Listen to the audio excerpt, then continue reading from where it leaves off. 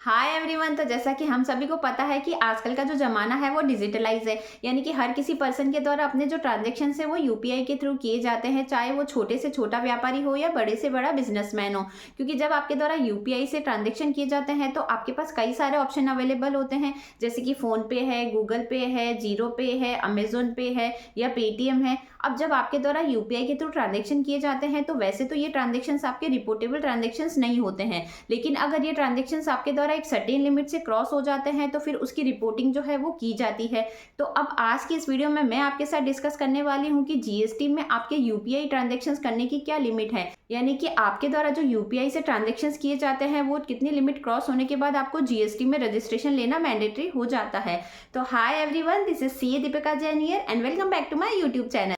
तो अब यदि आप एक प्रोफेशनल है और उस केस में अगर आपकी पूरे फाइनेंशियल ईयर में जो प्रोफेशनल रिसिप्ट अगर वो 20 लाख रुपए से एक्सीड हो जाती है तो उस केस में आपको जीएसटी में रजिस्ट्रेशन लेना मैंडेटरी हो जाता है। और लेकिन यदि आप एक ट्रेडर है तो उस केस में अगर आपकी गुड्स की जो सेल और सप्लाई है वो अगर पूरे फाइनेंशियल ईयर में 40 लाख से क्रॉस हो जाती है तो उस केस में आपको जीएसटी नंबर लेना मैंडेटरी हो जाता है। तो अब यदि आप भी यूपीआई से ट्रांजेक्शन करते हैं तो अब आप सावधान हो जाएं, क्योंकि गवर्नमेंट जो है उसके द्वारा रिसेंटली तमिलनाडु की एक पानी पूरी वेंडर जो है उसको एक जीएसटी का नोटिस है जो कि भेजा गया है, क्योंकि उसकी जो सेल है वो पूरे फाइनेंशियल ईयर 23-24 में 40 लाख से क्रॉस हो जाती है, लेकिन फिर भी उसके द्वारा जीएसटी नंबर नहीं लिया जाता है। तो अब आपके द्वारा जो यूपीआई से ट्रांजेक्शन्स किए जाते हैं उन ट्रांजेक्शन के संबंध में जीएसटी की जो लिमिट है उसको कैसे चेक किया जाएगा। तो सबसे पहला काम आपको क्या करना है कि आपको अपने सारे बैंक अकाउंट जो है उनका प्रिंट निकालना है, और प्रिंट निकालने के बाद आपको अपने जो क्रेडिट साइड की टोटल है वो देखनी है। अब उस क्रेडिट साइड की टोटल में आपके पास जितनी भी रिसिप्ट आई हो, वो चाहे आपके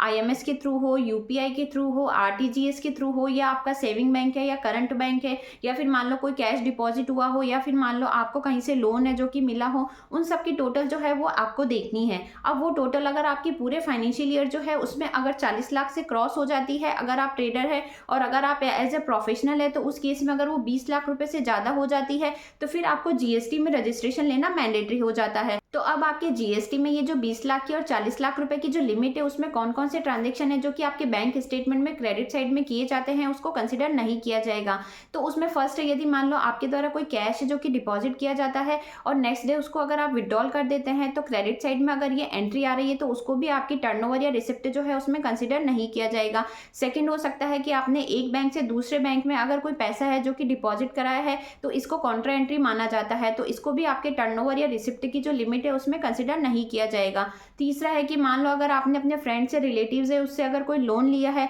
तो ये एंट्री आपके क्रेडिट साइड जो है उसमें शो होती है, तो इस एंट्री को भी आपके रिसिप्ट या टर्नओवर जो है उसमें इंक्लूड नहीं किया जाएगा, क्योंकि एक सर्टेन टाइम पीरियड के बाद में ये लोन की अमाउंट है जो कि आपको फिर से रीपेमेंट करनी है, इसलिए ये आपकी इनकम या टर्नओवर का पार्ट नहीं है। और चौथा, अगर मान लो आपके बैंक स्टेटमेंट जो है उसके क्रेडिट साइड में अगर कोई सेविंग बैंक से इंटरेस्ट शो हो रहा है तो वो इंटरेस्ट एंट्री भी आपको रिसिप्ट या आपके जो टर्नओवर की लिमिट है उसमें आपको कंसिडर नहीं करनी है।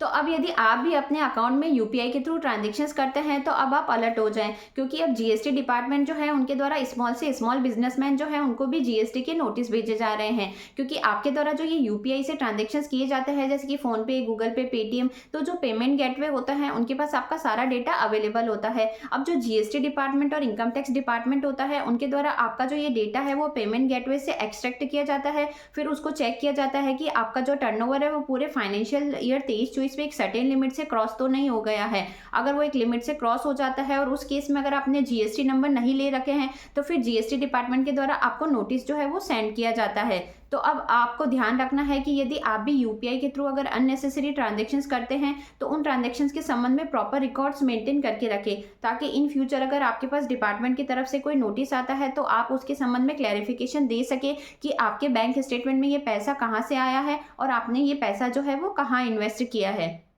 तो अब मान लो यदि आपके द्वारा जीएसटी में रजिस्ट्रेशन लेना मैंडेटरी है, क्योंकि आपका जो टर्नओवर है वो एक सर्टेन लिमिट से क्रॉस हो जाता है, और उस केस में अगर आपके द्वारा जीएसटी नंबर नहीं लिए जाते हैं तो जीएसटी डिपार्टमेंट आप पे पेनल्टी इंपोज कर सकता है, और ये पेनल्टी जो है वो मैक्सिमम 10,000 रुपये और जितना आपका टैक्स ड्यू है उसका 10%, दोनों में से जो भी हायर है वो पेनल्टी आप पे इंपोज की जाएगी। इसलिए आप अपने अकाउंट में यूपीआई के थ्रू किसी भी तरह के अननेसेसरी ट्रांजैक्शन जो है वो ना करें। और यदि आपकी ये ट्रांजैक्शन बिजनेस से रिलेटेड है तो आप कोशिश करें कि ये ट्रांजैक्शन जो है वो आप अपने करंट अकाउंट में करें, सेविंग अकाउंट में ये ट्रांजैक्शन करने से बचें। तो आई होप आज की जो ये वीडियो है वो आपके लिए यूजफुल रही होगी। वीडियो से अगर किसी तरह की हेल्प मिली हो तो चैनल को लाइक शेयर एंड सब्सक्राइब करना ना भूलें। Thanks for watching. मिलते हैं ऐसी किसी नेक्स्ट यूजफुल वीडियो के साथ, तब तक के लिए बाय बाय।